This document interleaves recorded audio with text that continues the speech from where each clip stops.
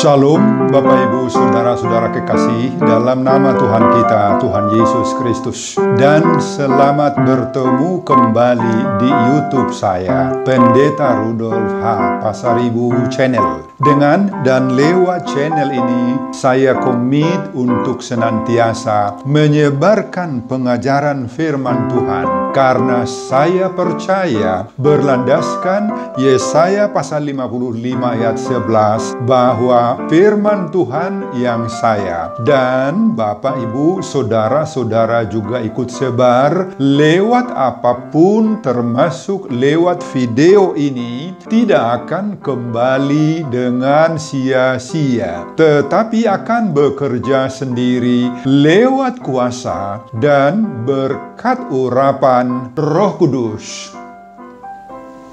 Mari Bapak Ibu, Saudara-saudara semuanya, saya ajak membantu saya untuk menyebarkan pengajaran firman Tuhan khotbah di ibadah minggu kelima sesudah Trinitatis 4 Juli 2021 terambil dari kitab Injil Markus pasal 6 ayat 6b sampai dengan ayat 13 dan epistel dari kitab Yehezkiel pasal 2 ayat 1 sampai dengan ayat 5 diikat oleh topik atau tema pergi dan beritakanlah firman Allah. Dalam bahasa Batak dituliskan Borhat maho jala baritahon mahata ni Tuhani.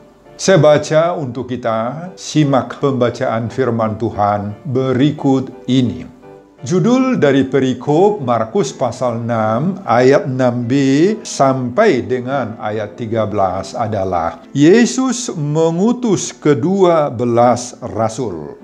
Lalu Yesus berjalan keliling dari desa ke desa sambil mengajar. Ia memanggil ke-12 murid itu dan mengutus mereka berdua-dua. Ia memberi mereka kuasa atas roh-roh jahat dan berpesan kepada mereka supaya jangan membawa apa-apa dalam perjalanan mereka, kecuali tongkat, roti pun jangan, bekal pun jangan, uang dalam ikat pinggang pun jangan. Boleh memakai alas kaki, tetapi jangan memakai dua baju. Katanya selanjutnya kepada mereka, kalau di suatu tempat kamu sudah diterima dalam suatu rumah, tinggallah di situ sampai kamu berangkat dari tempat itu. Kalau ada suatu tempat yang tidak mau menerima kamu, dan kalau mereka tidak mau mendengarkan kamu, keluarlah dari situ, dan kebaskanlah debu yang di kakimu sebagai peringatan bagi mereka. Lalu pergilah mereka memberitakan bahwa orang harus bertobat dan mereka mengusir banyak setan dan mengoles banyak orang sakit dengan minyak dan menyembuhkan mereka. Bapak Ibu dan Saudara-saudara, khotbah kita di ibadah minggu kelima sesudah Trinitatis 4 Juli 2021 berbicara tentang pengutusan Yesus kepada ke-12 murid Yesus. Dihubungkan dengan topik atau tema minggu, pergi dan beritakanlah firman Allah. Borhat maho, jala baritahon ma, hata ni Tuhani. Bapak, Ibu, dan Saudara-saudara, khotbah kita menyangkut pengutusan Tuhan Yesus kepada ke-12 murid-muridnya. Bagaimana gambaran pengutusan Yesus kepada ke-12 murid-muridnya ini? Pertama, murid-murid itu diberangkatkan Yesus dengan tugas sebagaimana pada ayat terakhir, yakni ayat 12 dan ayat 13 ini. Lalu pergilah mereka memberitakan bahwa orang harus bertobat dan mereka mengusir banyak setan dan mengoles banyak orang sakit dengan minyak dan menyembuhkan mereka.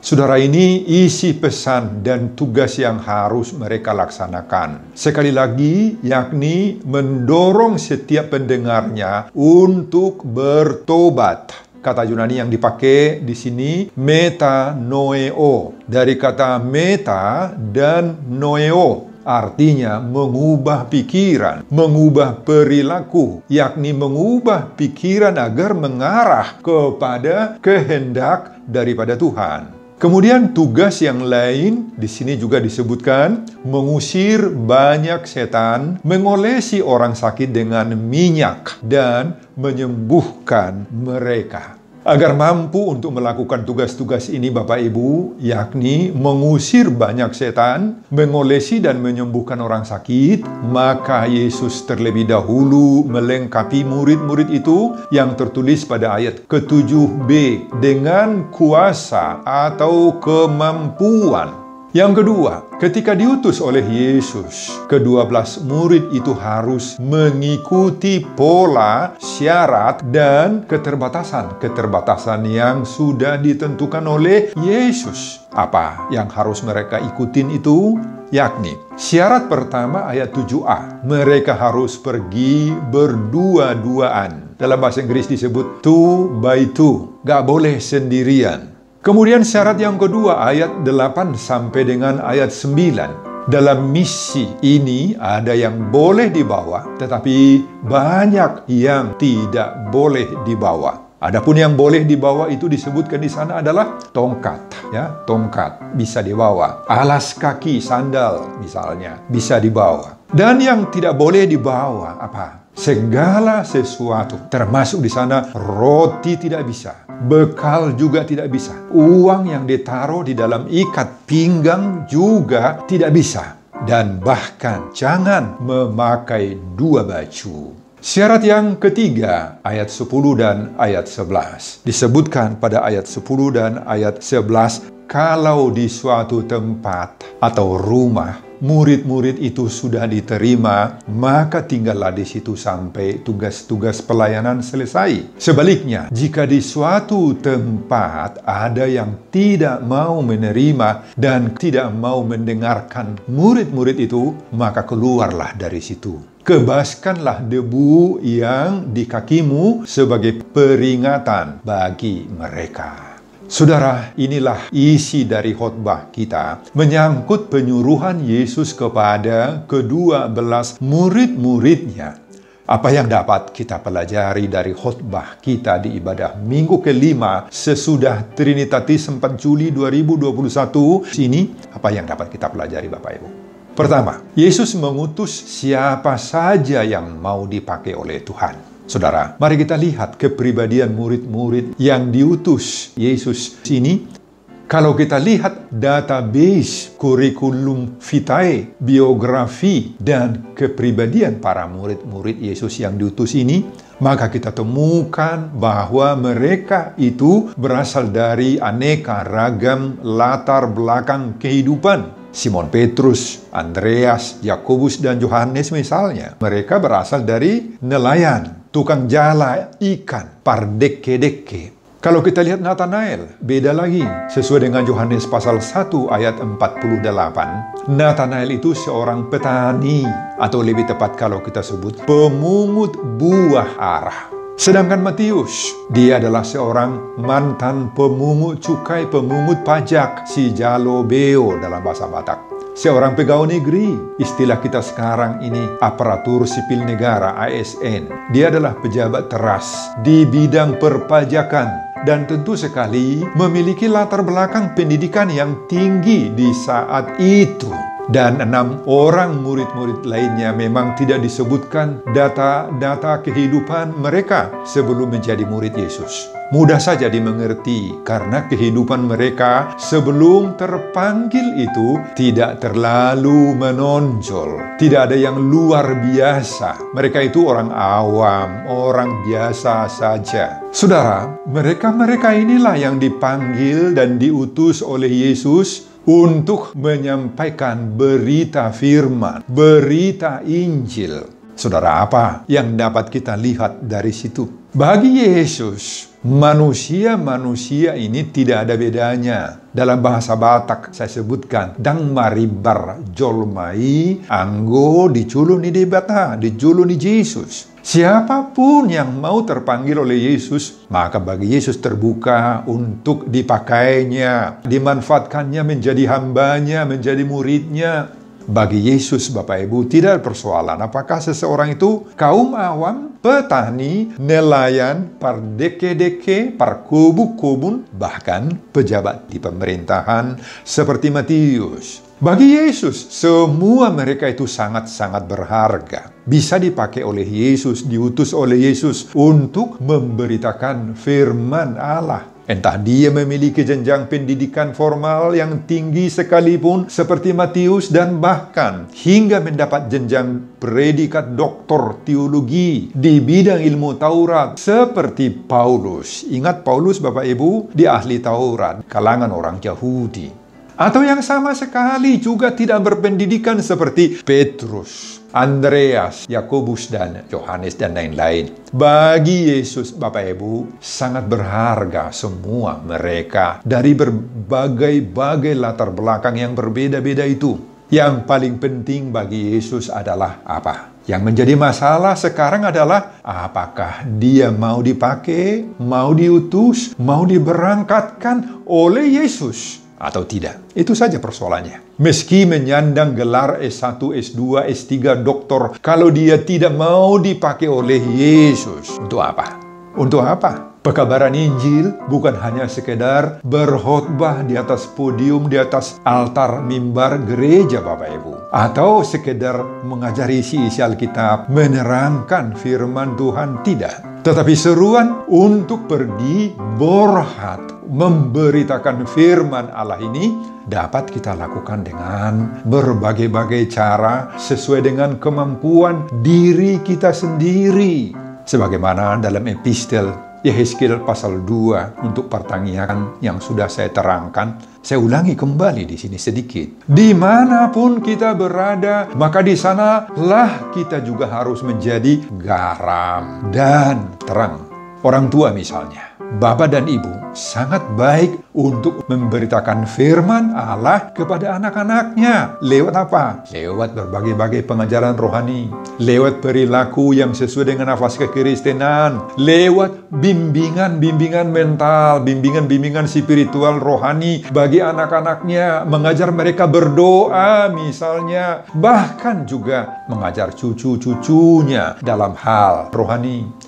Orang-orang Kristen yang bekerja di kantor, baik itu kantor pemerintahan, kantor swasta, yang bekerja sebagai pegawai-pegawai di berbagai-bagai perusahaan, dan lain-lain, dapat menjadi pemberita-pemberita Injil. Lewat perilaku mereka, lewat ucapan-ucapan, kata-kata yang bernafaskan kekristenan, yang keluar dari pada perilaku rohani Kristen. Itu juga salah satu cara untuk memberitakan firman Allah, Bapak Ibu. Pemuda, pelajar, banyak yang menjadi pemberita Injil lewat kebaikan hati mereka, lewat prestasi-prestasi yang mereka tunjukkan, yang mungkin kemampuan bernyanyi, talenta main musik, prestasi di bidang olahraga, dan lain-lain. Itu semuanya cara kita untuk menyatakan diri, saya ini anak Tuhan, saya ini orang percaya, saya ini orang Kristen. Bapak, Ibu, dan saudara-saudara, mari kita tunjukkan kebaikan Tuhan itu lewat kebaikan pribadi kita kepada orang lain. Itulah cara kita memberitakan firman Tuhan. Bapak, Ibu, dan saudara-saudara, yang kedua, apa pelajaran bagi kita dari firman Tuhan ini, dari khotbah ini? Jangan takut. Tuhan membekali, memperlengkapi kita kan kuasa, eksusia. Saudara, pada saat Yesus memberangkatkan murid-muridnya ini, terlebih dahulu Yesus mengisi perbekalan murid itu dengan disebut di sini kuasa. Dalam bahasa aslinya kata kuasa itu dipakai exousia dari kata exesti, yakni kuasa, authority, autoritas untuk melakukan sesuatu yang khusus, yang tidak semua orang bisa melakukannya. Exousia bisa juga berarti the ability of power to do something. Kemampuan dan kekuatan khusus untuk melakukan sesuatu, baik yang bersifat natural ataupun supernatural. Bapak, Ibu, dan saudara-saudara, dalam bahasa Batak kita pakai istilah sahala, marsahala, Artinya itu marhagugun. Ada kekuatan spiritual rohani untuk melakukan sesuatu yang khusus. Eksusia atau kuasa ini meliputi kemampuan-kemampuan dalam 3 hal yang sangat-sangat mendasar. Disebutkan di sini Bapak Ibu. Apa? Mengusir roh-roh jahat. Dalam bahasa Yunani itu dipakai ekbalo, mencopot, mencabut, mengeluarkan setan-setan, roh-roh jahat, iblis dari dalam diri seseorang. Kemudian disebutkan lagi di sini, mengolesi orang sakit dengan minyak. Dalam bahasa Yunani itu dipakai aleipo, mengoles. Artinya itu aleipo, mengurut dan membasahi seseorang orang sakit dengan minyak dan sembuh. Kemudian yang ketiga disebutkan menyembuhkan mereka. Dalam bahasa Yunani dipakai kata menyembuhkan itu terapeuo atau terapoi. Terapi dalam bahasa kita, terapi. Menyembuhkan, merawat orang sakit, menormalisir keadaan seseorang yang sakit. Saudara, inilah kekuatan, inilah eksusia yang membuat semua orang percaya di sepanjang zaman itu agar mau percaya diri dalam melaksanakan pesan-pesan penyuruhan Allah. Itu terjadi hingga saat ini Bapak Ibu. Tuhan memberi kita kemampuan, bekal, yakni eksusia. Saudara, kenapa Tuhan membekali orang-orang yang diutusnya dengan eksusia yang spesial ini? Yesus menyadari bahwa misi yang akan diemban, dipikul, dilaksanakan oleh murid-muridnya itu, dan bahkan kita orang percaya di sepanjang zaman ini adalah sungguh-sungguh amat berat. Medan pelayanan kita tidak mulus Bapak Ibu, penuh resiko, penuh tantangan, riskan sekali. Sengit pada Injil Markus memang tidak terlalu disebutkan mendetail, tetapi jika kita baca Injil Matius pasal 10, jelas sekali diterangkan di sana apa yang kita hadapi. Pada Matius pasal 10 ayat 16 itu disebutkan kita disuruh di tengah-tengah serigala. Tutonga-tongani babiat, keriskan sekali. Banyak yang harus kita hadapi Bapak Ibu. Banyak musuh-musuh, banyak yang mau menerkam kita. Pada ayat 17 disebutkan kita diperhadapkan dengan majelis agama dan mereka akan menyesah kamu di rumah ibadatnya. Dalam bahasa Batak, dibuat tuparuhuman. Pada ayat 18, kita digiring ke muka penguasa-penguasa dan raja-raja. Dan kalau kita baca lagi Yohanes pasal 16 ayat 2, di sana juga dituliskan, kamu akan dikucilkan, dipabali. Saudara, untuk menghadapi tantangan berat seperti inilah, maka Yesus melihat bahwa murid-murid dan orang-orang percaya yang diutusnya itu perlu memiliki bekal, perlu ada sahala, eksusia, kemampuan khusus agar tidak seorang pun di antara kita yang mati konyol, yang gagal. Jangan ada yang takut, yang resah, gudurun, mundur. Jangan ada yang seperti itu. Itu pengajaran yang kedua. Pengajaran yang ketiga dari khotbah ini Bapak Ibu. Apa? Ikuti ketentuan, sistem, dan cara Tuhan dalam pemberitaan firman Allah ini. Saudara, dalam pesan penyuruhan ini Yesus mengajarkan murid-muridnya untuk menerapkan beberapa sistem dan ketentuan-ketentuan yang harus dijalankan dalam pelayanan di tengah-tengah masyarakat. Sistem dan ketentuan Yesus ini sungguh-sungguh amat menarik dan mengandung makna rohani yang dalam sekali Bapak Ibu. Patut kita terapkan dalam pelayanan kita di masa-masa kini. Mari kita pelajari dan ambil hikmahnya metode pelayanan murid-murid yang diajarkan oleh Yesus ini. Apa? Ketentuan pertama, mereka harus pergi berdua-duaan. Bahasa Inggris tadi, 2 by 2. Saudara, kenapa harus berdua-duaan perginya? Saudara, ini mengandung makna rohani yang sangat dalam. Tuhan mau supaya para pelayan Kristus itu dalam segala hal tidak ada yang bermain sendiri. Jangan ada para pelayan gereja itu yang single fighter. Di dalam semua pelayanan kita Bapak Ibu, perlu ada teman, saudara, kawan untuk bertukar pikiran, untuk saling mendukung, saling melengkapi, saling memberi dorongan satu dengan yang lain. Seperti kita katakan tadi bahwa medan pelayanan yang kita hadapi tidak mudah Bapak Ibu. Bukan sesuatu yang enteng dan tidak boleh dianggap pandang enteng. Nggak boleh kita pandang enteng. Maka agar kita dapat memikul semua bentuk-bentuk pelayanan dan mampu menghadapi tantangan-tantangan, dibutuhkanlah teman yang saling mendukung. Amin Bapak Ibu.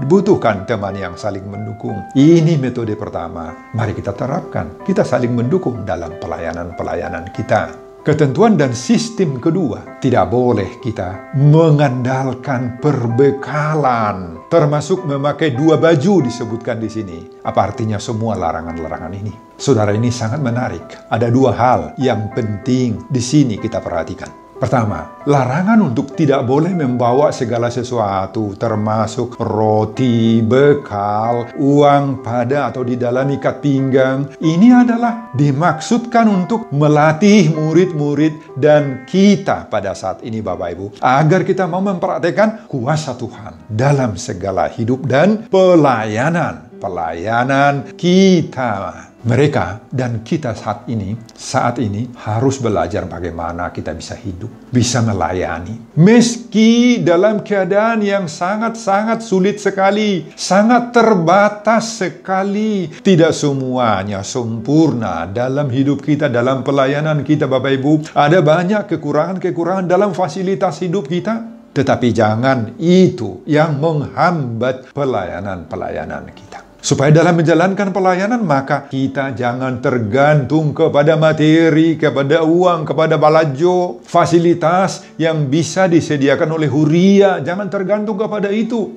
Tetapi kita harus tergantung sepenuhnya kepada kuasa daripada Tuhan. Jika Tuhan memberkati pelayanan kita, memberkati jemaat yang kita layani, semua itu akan dicukupkan oleh Tuhan. Amin Bapak Ibu. Jadi kita jangan tergantung kepada fasilitas pendukung pelayanan. Meski fasilitas pendukung pelayanan ini tentu saja sangat penting dalam pelayanan. Tetapi jangan hal-hal seperti itu yang menentukan dalam keberhasilan pelayanan kita. Kedua, disebutkan di sini pada ayat 9b, jangan memakai 2 baju.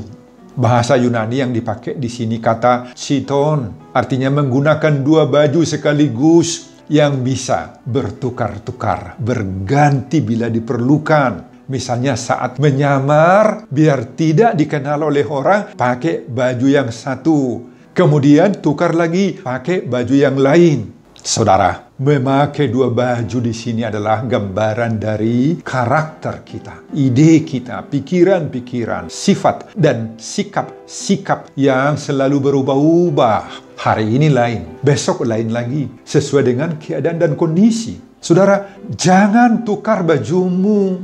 Sekarang baju kita baju Yesus, baju Kristus, besok bisa lain lagi. Yesus mau menekankan kepada kita. Sekarang Yesus, besok juga harus Yesus, lusa kapan-kapan pun harus Yesus, harus Kristus, selamanya Kristus Yesus. Dalam mencari jabatan, posisi misalnya, mencari kerja, mencari jalan-jalan keberuntungan, lewat usaha, lewat bisnis, dan lain-lain. Kita tidak boleh tukar-tukar baju, tukar-tukar prinsip, tukar-tukar iman. Pakai satu baju, baju Kristus Yesus. Kemudian ketentuan dan syarat yang ketiga, ayat 10 dan 11. Dituliskan di sini bahwa jika mereka sudah diterima di suatu tempat, maka mereka harus tinggal di suatu tempat itu hingga menjelang perjalanan berikutnya. Akan tetapi sebaliknya, jika mereka justru harus mengalami penolakan dalam proses tersebut, maka mereka wajib keluar dari tempat itu dan mengebaskan debu yang ada di kaki mereka. Saudara, apa artinya itu? Pertama, dalam menghadapi penerimaan dan penolakan misi kita, maka Tuhan menasihati kita agar hati kita adem-adem sajalah. Tidak perlu reaktif, tidak perlu kita ngotot, sehingga kita nggak sejahtera jadinya. Manibas mahita. Hanya 2 kemungkinan. Tetap di situ karena memang diterima, atau tinggalkan saja tempat itu. Kedua, tindakan mengebaskan debu di kaki itu adalah kebiasaan yang dilakukan oleh orang Yahudi Ortodoks di saat itu. kalau mereka kembali ke tanah suci mereka, karena baru datang dari tempat lain, wilayah lain yang non-Yahudi, mereka menganggap bahwa diri mereka tidak suci lagi, sudah bernoda. Untuk mengembalikan kesucian mereka, maka debu yang ada di kaki mereka itu dikebaskan, dibuang, dibersihkan. Itu sebagai simbol mereka sudah menolak noda kekafiran itu. Saudara, inilah juga yang diajarkan oleh Yesus dalam nats ini. Banyak yang akan menolak pemberitaan firman yang kita sampaikan. Tetapi pikiran kita jangan terpengaruh seperti mereka. Betul, ditolak memang tidak enak bagi kita. Semangat kita bisa terpengaruh menjadi redup. Sukacita kita sepertinya hilang. Rasanya ingin kita menyerah saja. Akan tetapi Bapak Ibu, penolakan bisa menjadi cambuk untuk membuat kita semakin bersemangat, untuk semakin mengandalkan Tuhan dan kuasa Tuhan. Mari kita bebaskan dari dalam diri kita itu sakit hati, pikiran yang runyam. Tetap saja enjoy. Masih ada orang lain yang menunggu, yang akan menerima firman yang kita bawakan itu. Amin Bapak Ibu. Amin. Semua kita, baik jemaat biasa maupun pemangku jabatan gerejawi partohonan, mari kita konsisten untuk pergi, borhat, aktif, beritakanlah firman Allah. Lewat kehidupan kita masing-masing, sebagaimana topik minggu kelima sesudah Trinitatis ini. Sebelum saya mengakhiri khotbah ini kembali, saya mengajak Bapak, Ibu, dan saudara-saudara untuk membantu saya menyebarkan firman Tuhan khotbah di ibadah minggu kelima sesudah Trinitatis 4 Juli 2021. Dari Injil Markus pasal 6 ayat 6b sampai dengan ayat 13 ini. Agar kita dengan sukacita mau melaksanakan pesan khotbah ini, pergi dan beritakanlah firman Allah. Borhat maho, jala baritahon mahatani Tuhani, termotivasi lewat khotbah ini. Simak juga video-video khotbah saya yang lain agar Bapak, Ibu, dan saudara-saudara memiliki sentuhan dan pemahaman rohani yang semakin diperkaya. Buka di YouTube saya, Pendeta Rudolf H. Pasaribu Channel. Selamat mengikuti ibadah minggu, baik di gereja ataupun di rumah kita masing-masing. Tuhan Yesus memberkati kita. Salam Horas. Amin. Bapa, terima kasih untuk firman-Mu. Saya akan share firman Tuhan ini kepada jemaat lewat YouTube dan media-media sosial yang lain. Berkatilah setiap pendengar khotbah ini Tuhan. Berkati juga hamba-Mu dalam persiapan khotbah berikutnya. Dan semuanya ini saya peruntukkan demi kemuliaan Allah di dalam nama Yesus Kristus. Saya berdoa. Amin.